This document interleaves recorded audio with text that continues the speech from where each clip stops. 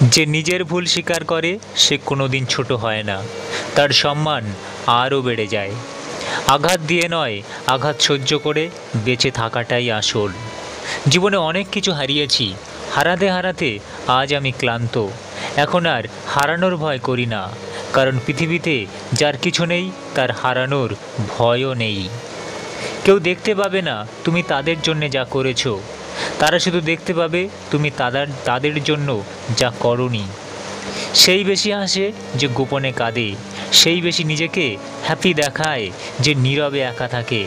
সেই বলে সুখের কোনো অভাব নেই যার জীবনে কষ্ট ছাড়া আর কিছু নেই। সকাল না হওয়া পর্যন্ত ফুলেরাও জানে না সে শ্মশানে যাবে নাকি মন্দিরে। তাই জীবন যতদিন আছে নিজের মতো করে বাঁচো।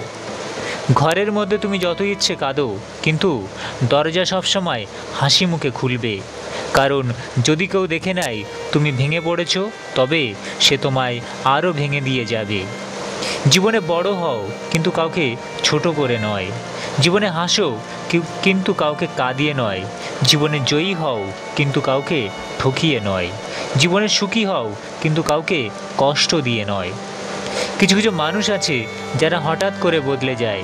তারা কখনো ভাবে না তাদের এই হঠাৎ বদলানোর প্রভাব অন্য কারো জীবনের অনেক ক্ষতির কারণ হয়ে দাঁড়ায়।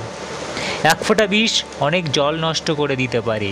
ছোট্ট একটা পাথর বড় একটা কাঁচকে ভাঙতে পারে। ছোট্ট একটা মিথ্যা কথা পুরো জীবনটাই নষ্ট করে দিতে পারে।